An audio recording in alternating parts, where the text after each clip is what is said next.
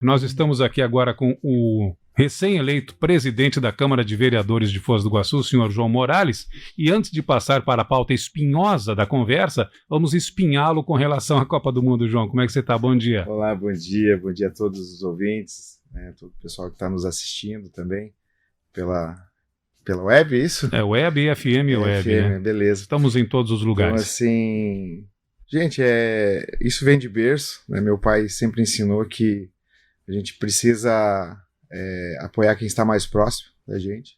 E minha torcida é para a Argentina. Então já temos um voto para a França e um voto para a Argentina aí, Paulinho. Mas agora vamos voltar à tônica do programa, às 10h43, que é justamente a eleição da Câmara de Vereadores de Foz do Iguaçu, que aconteceu essa semana, e os cenários mudaram no decorrer das águas que passaram naquele rio. Isso mesmo, Moacir. A gente está falando do segundo cargo mais relevante do ponto de vista político e administrativo da cidade, que é a presidência da Câmara. A presidência não é operada, executada isoladamente, é junto com uma mesa diretora formada de 5 vereadores, e coube aí ao vereador João Morales disputar e vencer, encabeçando essa chapa, uma chapa que surpreendeu, porque até na véspera do processo eleitoral da mesa diretora, se tinha a ideia de que o vereador Ney Patrício, atual presidente do Legislativo, caminhava para uma reeleição tranquila. Ney Patrício, aliado de primeira hora e integrante do mesmo partido do prefeito Chico Brasileiro. Para a gente entender um pouco como que foi esse processo e, claro, falar de futuro, a gente vai conversar agora com o vereador João Morales, do União Brasil, agora novo presidente eleito da Câmara de Vereadores de Foz do Iguaçu. Primeiramente, parabéns, vereador, seja bem-vindo ao nosso programa. É uma honra tê-lo aí para trazer os assuntos da política da nossa cidade aqui ao vivo aos nossos ouvintes. Obrigado, Paulinho. É um grande desafio, foi um desafio muito grande. E estratégia, né, perseverança, resultou em êxito, e a gente está muito feliz, né, por essa nova etapa aí da nossa vida. O que representa a eleição dessa chapa que o senhor encabeça, vereador João Morales, e quais os compromissos a partir de agora? Olha, essa chapa representa, assim, uma oportunidade que todos esperam dentro da Casa Legislativa, que não haja divisão, que haja oportunidade para todos os vereadores, que todos os vereadores, como são legítimos, eleitos, escolhidos pela população iguaçuense, têm as suas propostas, têm aquilo que eles trazem da campanha, os seus compromissos, e muitas vezes esses compromissos são engavetados, esses compromissos não são levados adiante, e a proposta é essa. A proposta é a gente trabalhar pela cidade, sem rusgas. A eleição acabou, nós temos aí 15 vereadores dentro da Casa Legislativa, os 15 têm ideias, têm projetos para a cidade, então nós precisamos discutir isso, né? Dar oportunidade a todos esses vereadores, a todos esses projetos, porque a comunidade espera ansiosa, e nós esperamos, né, que nosso diálogo junto com o Executivo, né, aconteça, e que a gente possa fazer com que esses projetos andem, esses projetos aconteçam dessa cidade de Foz do Iguaçu. Pode parecer meio utópico, porém é um grande desafio. Eu entrei na política não para fazer as minhas vontades, mas para fazer a vontade daqueles que me colocaram lá. O Moacir brincou aqui na sua chegada, como é que foi a mágica para que essa eleição acontecesse, levando em conta aí aquilo que se tinha como mais razoável, né, a eleição ou a reeleição do vereador Ney Patrício. Eu lhe perguntaria como é que foi essa mágica para trazer Jairo Cardoso, que está na sua chapa, protetora Carol, que está na sua chapa, que são vereadores que acompanhavam fielmente aí a atual mesa diretora e, né, por consequência disso, a gestão municipal, ou seja, a base de apoio aí caminhava muito junto, e agora esses dois vereadores, o vereador Adna também, que lhe deu o voto, não fazendo parte da chapa, mas também era um vereador do próprio partido do vereador e do vereador Ney Patrício e do prefeito Chico Brasileiro. Como é que foi essa negociação, esse diálogo? É baseado em quê para tê-los, os dois vereadores, Jairo Cardoso e protetora Carol na chapa, e o vereador Adnan, que lhe deu o voto aí, que né, nessa votação apertada foi um voto importante. Eu considero que essa eleição e esses votos, eu vou usar a palavra credibilidade. Nós viemos aí de um processo eleitoral, e depois do processo eleitoral eu encabecei, né, no final de 2020, no começo de 2021, a briga pela presidência da Câmara. Nós tínhamos um projeto, uma possibilidade de fazer a diferença, porque foi mais de 90% da Câmara renovada na ocasião, e aí nós tínhamos essa proposta, né, de fazer diferente, de apresentar o nome, e na ocasião eu mantive, né, eu falei, o nosso grupo está aqui, nós temos 8, na ocasião nós tínhamos 8 vereadores, e eu falei, não, a gente precisa fazer diferente, nós temos a possibilidade de fazer diferença, Foz do Iguaçu merece, e aí eu busquei, lutei e dei a minha palavra lá atrás, falei assim, indiferente de qualquer situação, eu fico sozinho, mas eu fico desse lado, porque eu estou pensando na cidade. E isso foi amadurecendo, não aconteceu, porém a minha palavra foi dita, a minha palavra continuou, a firmeza que a gente tem na conduta que nós temos dentro da Câmara de Vereadores, né? Nunca fui individualista, a gente sempre foi um vereador que trabalhou em conjunto, tem pautas que são pautas que tem outros vereadores, sempre peguei o meu projeto, fui na mesa de cada vereador que eu sabia que tinha, então assim, sempre fui uma pessoa aberta e que sempre jogou junto com todo mundo. Então isso é importante, isso acredito que deu um pouco de credibilidade para o pessoal, e o outro, a necessidade que cada um tinha, né, de escolher um outro líder, né? Isso eu acredito que é um processo democrático, né, por mais que existe dentro desse cenário, como foi falado, que estava tudo certo para o outro candidato, porém, cada um tem, dentro da sua individualidade, eles têm a sua visão, a sua forma de ver e a sua forma de enxergar enxergar uma nova oportunidade. E assim foi feito, né? Trabalhamos arduamente, conversamos, dialogamos arduamente, mostramos, né, e provamos aquilo quem a gente é, e o pessoal também foi um pessoal muito firme, né, que realmente estavam dispostos a essa mudança. Então, culminou com a eleição, e hoje a gente tem uma possibilidade, né, de trabalhar firme junto com esses 8 e com mais os 7 que não votaram em mim. Vereador, nós tivemos há poucos dias a saída do vereador Maninho, sua chapa foi impugnada, e com isso a vinda de Márcio Rosa, do mesmo partido do prefeito, PSD. Essa mudança também contribuiu para essa sua vitória? Essa mudança foi fundamental, né? Foi uma mudança fundamental, porque fortaleceu o grupo, né? Esse grupo que não estava satisfeito, e aí onde ele foi o 7º e eu fui o 8º voto. O senhor falou desse diálogo, desse entrosamento todo pelo bem da cidade, o senhor não conseguiu ganhar o voto de uma vereadora que lhe cortejava, né? Inclusive reivindicava que o senhor fosse o líder do prefeito em alguns momentos, brincando com o senhor nas sessões, por tanto tempo a vereadora Anice, né? Que deu voto ao seu adversário. É só um registro pelas ironias da história, né? Mas eu lhe perguntaria, o senhor foi eleito, no começo do seu mandato, o senhor se apresentava como um vereador independente, sim, mas muito próximo aí com os 2 vereadores de oposição, o Cabo Cassol e o Admilson Galhardo. Depois, no desenvolvimento do mandato, o senhor se aproximou mais à gestão municipal.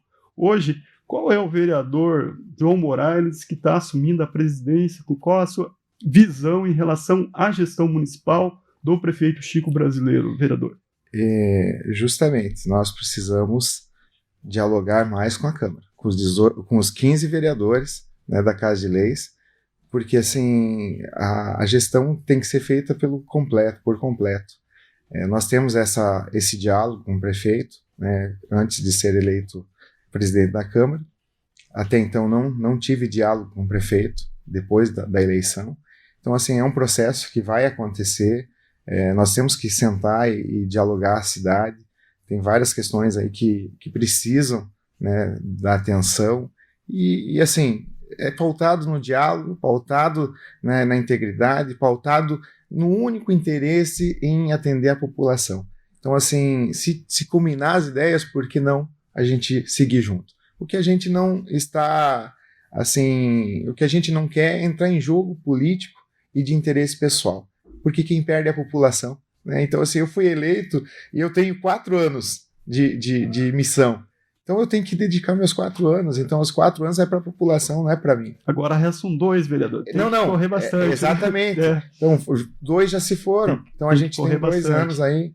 Mas graças a Deus a gente conseguiu o êxito na eleição, é porque 2 anos que a gente fez, com certeza, se fosse 2 anos de qualquer jeito, a gente não teria êxito nessa eleição. Vereador, a gente teve denúncias, representações contra vereadores que foram pararam no plenário da Câmara de Vereadores, teve processo de investigação, de apuração, de votação, ou seja, seguiu o rito normal. Quando uma denúncia chega à Câmara de Vereadores, não significa uma condenação prévia, né? Tem todo um processo, tem todo um desdobramento, e que se dá o direito às partes aí de responder devidamente dentro do processo e do regimento interno da Câmara, como deve ser com todo cidadão, alvo de situações assim. Mas a gente não viu a mesma coisa quando era em relação ao Executivo. Por exemplo, a Câmara chegou a recusar um simples requerimento para ouvir uma pessoa que fazia denúncias graves ao Executivo. A gente teve recentemente uma decisão da mesa diretora, da qual 2 dos membros dessa mesa estarão na sua composição, que decidiram arquivar uma denúncia que chegou contra o prefeito, sem levar ao conhecimento dos 15 vereadores. Nessa circunstância, o que o senhor fará ou faria diferente como presidente do Legislativo? Eu traria a discussão para os 15 vereadores, por mais que é um processo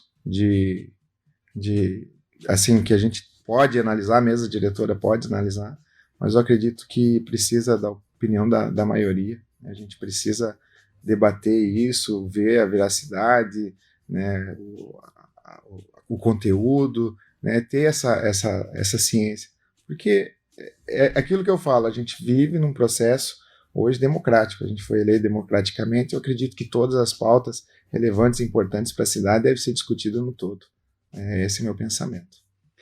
A gente tem aí a alcunha que acabou pairando sobre uma parte dos vereadores, né, que, principalmente aqueles mais aguerridos aí na defesa do prefeito, que foram chamados, são taxados aí pela população, pela opinião pública, como a bancada do Amém. Isso porque não tratam, na opinião da população, devidamente a questão da independência entre os poderes, ou seja, ambos, poder executivo e legislativo, têm que caminhar nas suas raias, aí tem que dialogar, mas cada um tem que cumprir seus preceitos e finalidades, tal qual prevê aí o rito democrático. Sobre independência entre os poderes, o que a gente pode esperar dessa gestão presidida pelo vereador João Morales? Olha, nós vamos buscar trabalhar dentro de uma isonomia, buscar conduzir da melhor forma possível.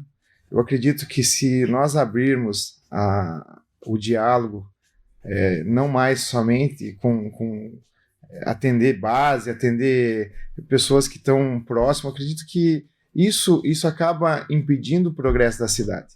Nós precisamos dar voz a todos os vereadores. E isso acaba deixando a cidade mais harmoniosa, o diálogo mais harmonioso, e cada vereador, né, tem suas prerrogativas, que é legislar, fiscalizar e buscar a transparência para a população. Então isso é de cada indivíduo, mas o que a gente vai buscar é que todos tenham, né, o espaço para reivindicar, para buscar, para legislar, para que seus projetos tenham andamento. Então, e dentro dessa individualidade a gente respeita, né, a individualidade de cada um. Se eles querem estar mais próximos, se querem ser oposição ou se querem ser individual, a gente respeita, né, e cada um responde também individualmente. Mas qual é a diferença e o que a gente quer fazer? A gente quer mostrar também o que cada vereador faz. Porque muitas vezes o pessoal fala, não, o vereador diz amém para isso, diz amém para aquilo, diz amém para aquilo, e ele é taxado como vereador do amém. mas ninguém olha para o outro lado, que esse vereador do Amém é o cara que fez um projeto relevante para a cidade, que ele buscou pautas importantes, que ele está trazendo desenvolvimento, está trazendo renda através da sua trajetória política. Então esses estigmas têm que terminar. Por mais que eles são aliados do prefeito, tem projetos, cada vereador que está ali tem projeto importante para a cidade, tem defendido bandeiras importantes para a cidade. Por exemplo, o vereador Edivaldo Alcântara, vamos usar um exemplo. Ele é um vereador que é da pauta do transporte, vem do transporte, tem sua luta, tem suas conquistas dentro do transporte, porém, pouco é falado sobre isso. Muito é falado, olha, o vereador votou com o prefeito, mas não fala, olha, o vereador é um precursor, é um cara que está batendo, defendendo, né, a tarifa zero, que está buscando, né, a modernidade para o transporte, está... Então, assim, isso não acontece. Acontece apenas, o vereador votou também, e daí descarrega um monte de energia negativa. Eu acho que isso tem que acabar.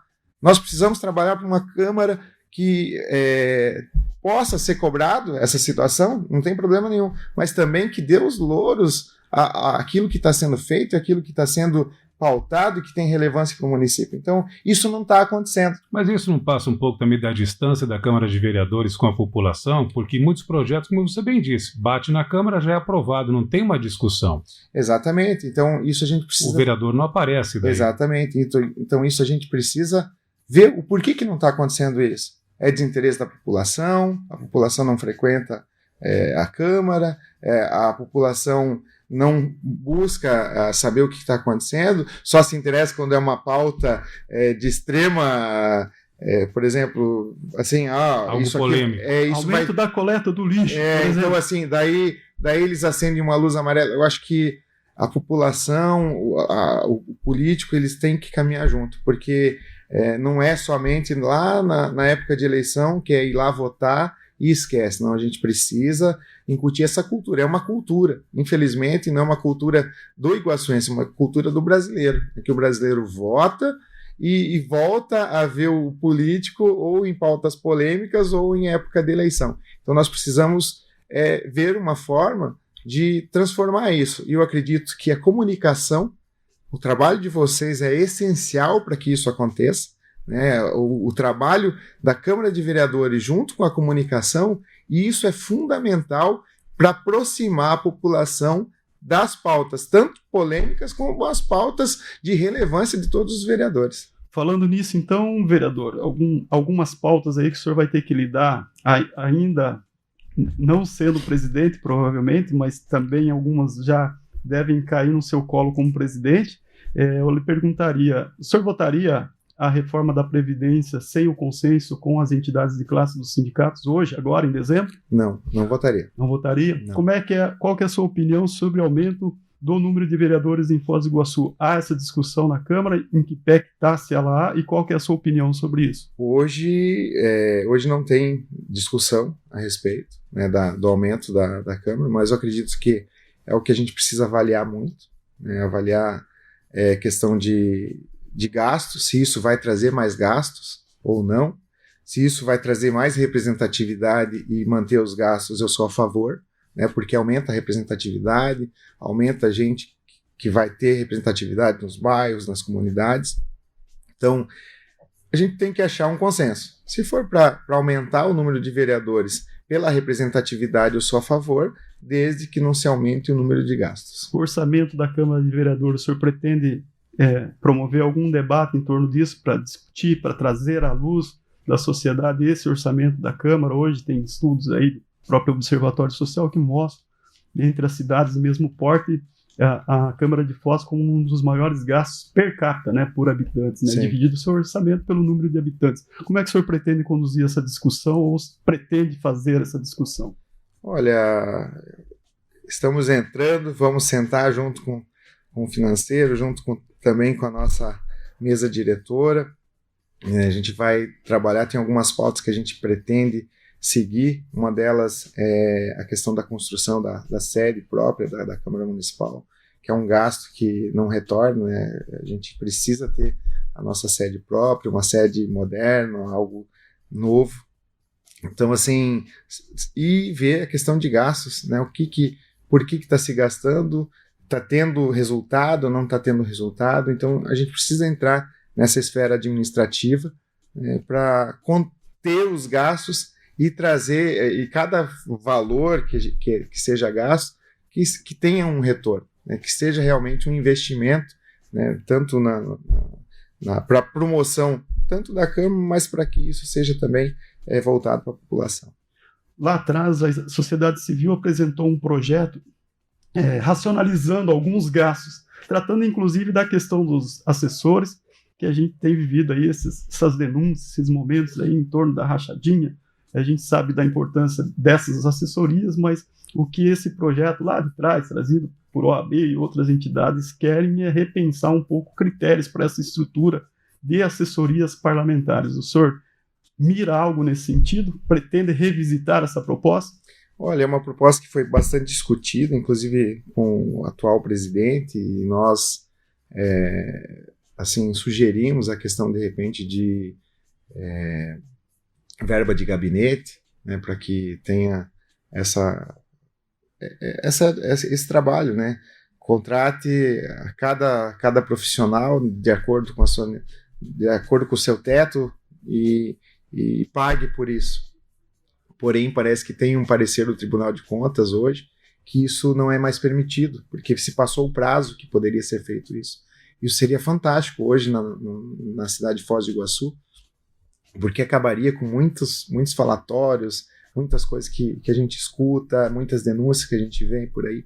Então, assim, seria uma grande forma. Então, é uma discussão, já que isso não é possível, eu acredito que a gente possa avançar de uma outra forma e conduzir. Mas tudo isso a gente vai entrar dentro de um planejamento. A partir de janeiro, a gente vai sentar junto com a equipe que está junto conosco na mesa diretora e avançar nessas discussões. E se me permite um parênteses, valorizar o profissional, né? Porque há assessores na Câmara de Vereadores, assessores de vereadores, não necessariamente do quadro estável, né? Que prestam um excelente trabalho, mas são assessores que desempenham a sua função aí com muita dignidade, com muita qualidade técnica, com muito compromisso com a função pública, né?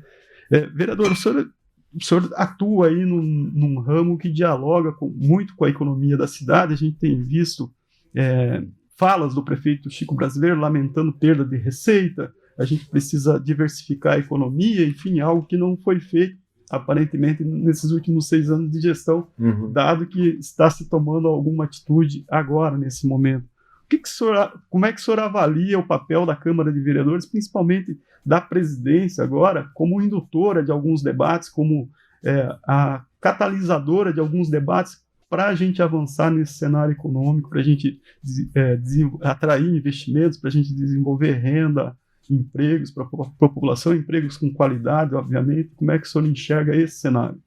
É uma grande oportunidade. Eu sou um grande defensor, como já falei aqui, da logística, do comércio exterior e do aproveitamento, né, desse ponto que a gente tem aqui na cidade de Foz do Iguaçu, que é um ponto estratégico, um grande corredor, né, da economia, vamos dizer, mundial, né, porque passa aqui produtos que vai para o mundo inteiro, não é só para o Brasil e nem para os países aqui da América Latina.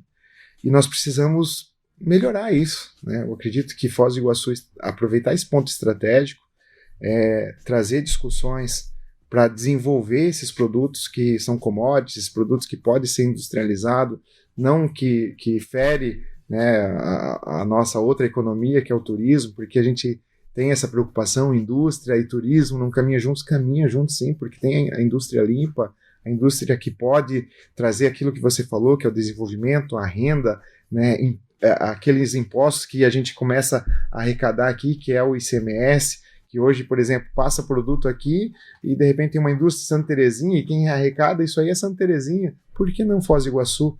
Né? Nós temos aí o maior porto seco da América Latina em movimentação de cargas e em tamanho.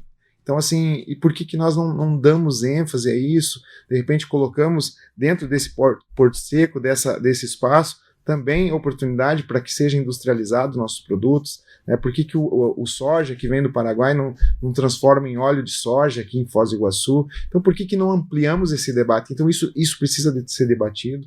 Como presidente da Câmara, vou buscar esse diálogo, Nós temos aí, agora fora disso, nós temos um dos maiores espaços turísticos da água, de lago, aqui em Foz do Iguaçu, e historicamente até hoje nunca a prainha de Três Lagoas foi colocado como um ponto turístico, poderia ser um ponto comercial ali, pode ser colocado restaurantes, atrair turista, colocar uma areia limpa, colocar pista de caminhada, iluminação. Nós temos a Itaipu Binacional, que ela investe na cidade de Foz do Iguaçu, porque isso não foi trazido em pauta, porque a região Nordeste carece, o pessoal sai de lá e vem para o centro. Por que lá não tem? Gente, um ponto turístico naquela região, porque Foz do Iguaçu, assim, o que é fantástico, que nós não precisamos atrair turista. Pela natureza da cidade, nós temos o turista, que é a principal fonte de renda. O que a gente precisa é melhorar aquilo que a gente tem. Então, hoje, um investimento da Itaipu, vamos colocar aí 20 milhões, não é nada para a Itaipu Binacional. E eu vou trabalhar em cima disso, para desenvolver a região Nordeste. Nós precisamos trabalhar, fazer ciclovia, fazer um lugar bonito naquela região, vai ganhar população, vai valorizar o imóvel daquela gente, vai trazer geração de emprego, os empreendedores vão investir na região, aquele ponto turístico vai começar a gerar empregos. Então, nós temos o espaço, temos a grana, porém falta articulação política. Então, venho também para brigar por essa etapa. Não é só a região Nordeste, mas quem vai ganhar é Foz do Iguaçu, né? Mais um ponto turístico, porque o pessoal sai daqui, vai para Santa Terezinha, né? Ah, não, Santa Terezinha tem o melhor atracador, concordo, mas por que não Foz do Iguaçu? Porque isso nunca veio para discussão política. Vou trazer isso para discussão política e vamos buscar esse recurso para Itaipu, que já, na verdade, quando eu comecei como vereador, busquei isso, porém não seguiu, né? Mas hoje a gente vai atrás dessa geração de emprego, renda, desenvolvimento, porque é aquilo que a gente, assim, é a oportunidade que a gente tem politicamente falando, né, para trazer oportunidade para o nosso povo. Legal. Chega do povo ter que ir, assim, nada contra os trabalhadores, nada contra a empresa que desenvolve emprego em outras cidades, mas o nosso trabalhador, nosso iguaçuense, sai de madrugada, vai lá, trabalha e volta de ônibus, não tem tempo para a família, não tem tempo de lazer, não tem tempo, não tem qualidade de vida. Eu acho que nosso cidadão precisa ter qualidade de vida, ter emprego, ter renda, ter sua possibilidade de ir tempo com a família. Legal, vereador, a gente deseja sorte aí na sua nova missão, nesse compromisso aí que o senhor tem com a Câmara e com a cidade, e ele convida aí para fazer a sua fala final ao nosso ouvinte. Obrigado pela oportunidade, mais uma vez, a Rádio Clube sempre muito aberta ao debate, ao diálogo. Eu quero dizer assim que vou precisar muito, né, desse diálogo, né, essa questão da gente poder falar o que está acontecendo, e a cidade pode esperar uma atuação pela cidade, né, pelo munícipe de Foz do Iguaçu, onde a gente vê a oportunidade dessa geração de emprego, de renda, oportunidade de desenvolvimento da nossa cidade, a gente vai buscar, porque eu vejo que a nossa oportunidade é ímpar, né? Se isso aconteceu, se essa responsabilidade chegou até aqui, é porque a gente tem que colocar em prática aquilo que a gente foi confiado. Então, mais uma vez, obrigado, e coloco à disposição, né, lá na Câmara de Vereadores, no meu celular, a gente está sempre atento aí para a população. A gente agradece, vereador. É isso, Moacir. Conversamos então com o João Morales, novo presidente da Câmara de Vereadores, aí, que encabeça uma chapa que assumirá agora dia 1º de janeiro para uma gestão de 2 anos, aí, 2023-2024. Marco Zero, onde tudo começa.